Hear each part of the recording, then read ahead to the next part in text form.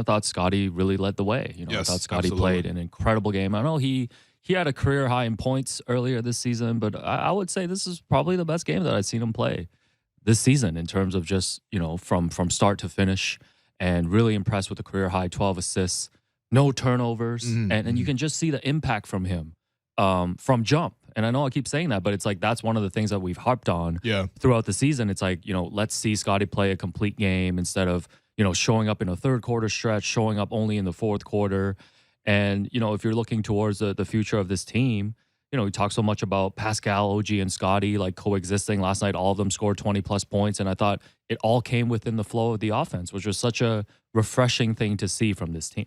Yeah, for sure. And since Yak has come to Toronto, we've seen a lot of games where the offense is dictated through the pick and roll with him and Fred, right? Like, for example, when they played Chicago, that was a big part of it. When they played Orlando and Fred had 15 assists and Yak had 30 points, that was a big part of it. When they played Denver, those two times, they were really looking to attack that spot in the group. This is a different style that the Raptors can play as well, right? This game, Fred and Yak were very rarely involved. In fact, Fred's biggest shots were out of the left corner and then the right corner, catching, shooting for threes, right? Getting set up by other guys. This game was so much about attacking through those three wings, right? The Heat were sending double teams anytime the Raptors fed the ball into the post for Scottie Barnes, for OJ Anunoby, and for Pascal Siakam. They were always loading up on those guys. And the Raptors did a great job of recognizing the double team, passing the ball out quickly, and then guys both knowing what spots to be in and which spots to get to. Like, there were so many great cuts throughout this game. Precious Achiuwa did a great job cutting through the lane in this game. But OG and Scottie, so many opportunities where they're able to drive, get into that middle of the floor, invite the pressure from the defense, and then release and find the next pass. And of course, Pascal's been used to that all season because he's been one of the most heavily double team players all season. But like, that's something that this team was able to do, and that led to that beautiful tic-tac-toe assists.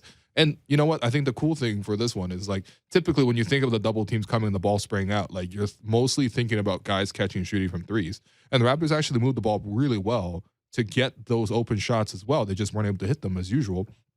But they were also able to sort of make that cut behind the defense. I think so many times when you think about a double team coming, right, the idea is you swing the ball out to the three and the guy just catches and shoots and it's an open shot.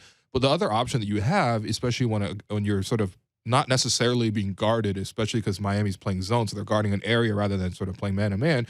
When that space is open, you can cut behind that defender, and all of a sudden you're at the rim with another outlet. And that's the nice thing, too, with the Raptors.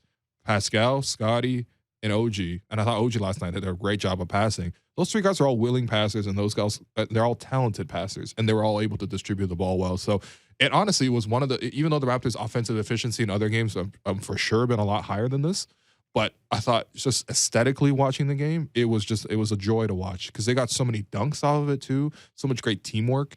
And yeah, I think, again, it depends on the matchup, right? Some matchups you're definitely going to want to play middle pick and roll against them, especially if you want to exploit their opposing center, for example.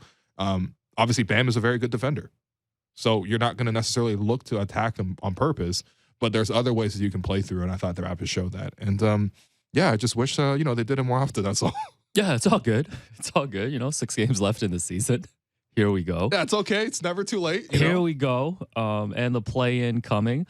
Yeah, but I wanted to ask you too, look at a performance like that last night and seeing the Raptors able to play at this level. Like, has any point during this season, especially when the Raptors are playing up and down, have you ever questioned like whether, Scottie, Pascal, and OG, like the way that this lineup is constructed, could work long term? Like, has that ever been a thing that you've questioned? It's an evaluation process sort of throughout the whole entire season. I don't mean to sound like Masai, but like when you're watching all these games, and that is one of the central questions that you have all the time.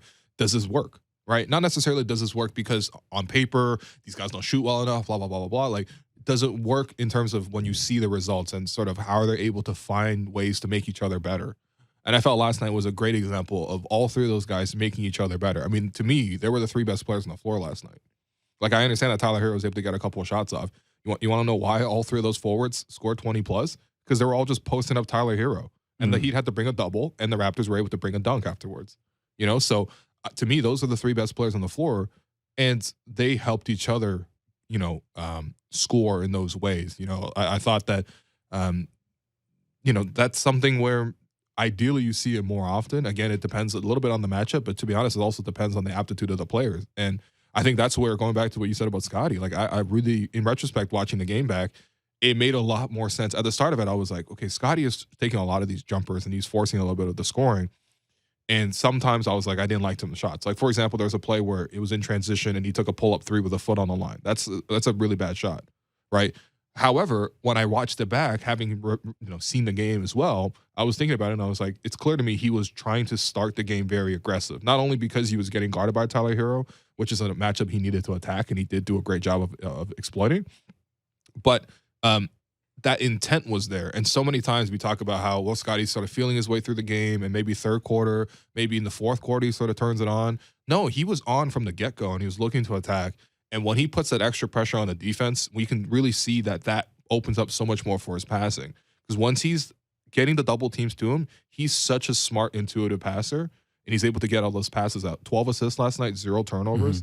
And I think it's mostly contingent on how aggressive is he going to the basket, how aggressive is he in terms of drawing an extra defender. That's most of basketball nowadays, right? Like, there's not so much like you pound the ball up, and then you sort of get the plays and guys into their sets. There's no more Scott Skiles in the league anymore. I right? miss those days. No more 30 assists, okay? No more Charles Barkley just pounding the ball in the low post for 15 seconds. Well, if you watch the Raptors enough, you do see some of that.